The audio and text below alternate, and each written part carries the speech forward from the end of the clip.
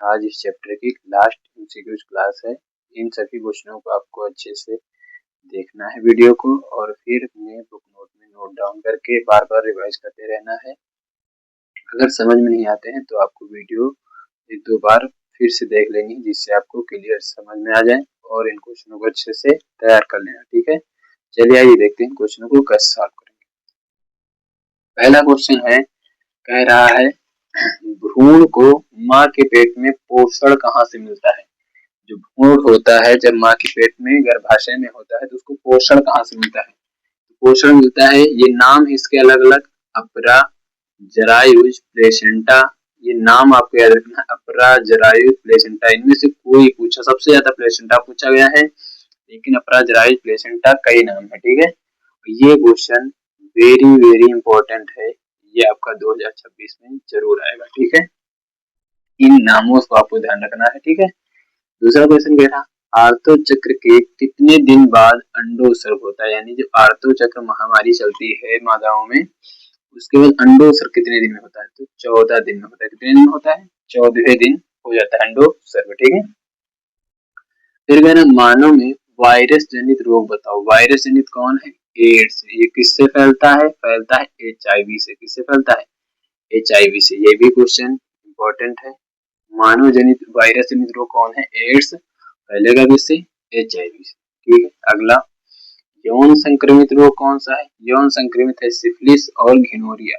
Syphilis और gonorrhoea, syphilis और gonorrhoea कौन से, यौन संक्रमित। और वायरस जनित एड्स किससे फैलेगा, HIV से। ठीक है, चल फिर कह रहा है मानव में गर्भ निरोधक अस्थायी विधियां कौन कौन सी है। अस्थायी विधियां है, लूप लगाइए, या फिर सुरक्षित काल में करिए, या फिर निरोध का उपयोग करिए, या फिर गोलियां खा लीजिए, या फिर गर्भ को समाप्त कर दीजिए। इतनी से कोई विधि आप करेंगे तो क्या होगी, अस्थायी विधि हो जाएगी। ठीक है, ओके, चलिए आगे क्वेश्चन कह रहा है मादा में प्रथम आर्तो चक्र को क्या कहते हैं। जो पहला ऋतुस्राव होता है उसे क्या नाम दिया गया, उसे नाम दिया गया है रजोदर्शन। क्या नाम है, रजोदर्शन। वेरी वेरी इंपॉर्टेंट, पेपर में कई बार पूछा गया है। प्रथम आर्तो चक्र को क्या कहते हैं, रजोदर्शन। तो फिर मादा के अंतिम आर्तो चक्र को क्या कहते हैं, रजो निर्वृति। क्या कहते हैं, रजो निर्वृति। ये कब तक समाप्त हो जाता है, लगभग 45 से 50 की आयु में समाप्त हो जाता है। ठीक है, आयु में 45 से 50 की आयु में समाप्त हो जाता है। फिर कह रहा है DNA के दोनों तंतुओं को आपस में कौन जोड़ता है। ये भी क्वेश्चन कई बार पूछा गया है। तो जोड़ता है हाइड्रोजन बंध। कौन जोड़ता है, हाइड्रोजन बंध। DNA के दोनों तंतुओं को जोड़ेगा हाइड्रोजन। फिर कह रहा है पौधों में कायिक प्रवर्धन के लिए कौन सा भाग अधिक उपयोगी है। अधिक उपयोगी है कायिक प्रवर्धन के लिए के तना। अधिक उपयोगी कौन सा भाग है, तना उपयोगी। ठीक है, फिर कह रहा DNA जो है वो पाया जाता है, कहाँ पाया जाता है, तो केंद्रक में पाया जाता है। कहाँ पाया जाता है, केंद्रक में। फिर अगला क्वेश्चन कह रहा है कलिका पाई जाती है।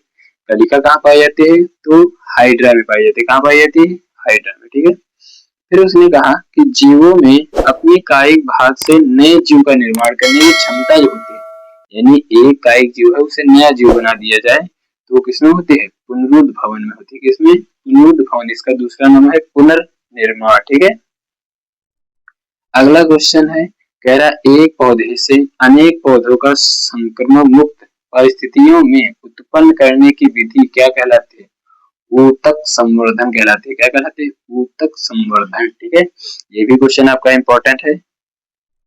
जिनको हम इंपॉर्टेंट बता रहे हैं इन क्वेश्चन को तो आपको अच्छे से ही याद कर लेना है। ठीक है, फिर कह रहा है नर में सहायक ग्रंथि है। नर में सहायक ग्रंथि है प्रोस्टेट ग्रंथि, काउपस ग्रंथि। प्रोस्टेट, काउपस। ठीक है, इसे पुरुष भी कह देते हैं। ठीक है, मादा में जो अंडाणु की संख्या होती है कितनी होती है, 2 होती है, यानी एक जोड़ी होती है। ठीक है, ये क्वेश्चन आपके वेरी इंपॉर्टेंट क्वेश्चन निकाले गए थे चैप्टर से। ठीक है, इन क्वेश्चनों को आपको अपनी बुक नोट में नोट करके अच्छे से रिवाइज करते रहना है और अच्छे से इन क्वेश्चनों को तैयार कर लेना। ठीक है, और आशा करते हैं आपको क्वेश्चन समझ में आए होंगे। अगर समझ में आए हैं तो क्या करना है, चैनल को सब्सक्राइब कर लेना और अपने मित्रों को शेयर कर देना, जिससे उनको भी इन क्वेश्चनों का लाभ मिल सके और पेपर में अच्छा परफॉर्म कर सके। ठीक है, चलिए मिलते हैं अगले चैप्टर में।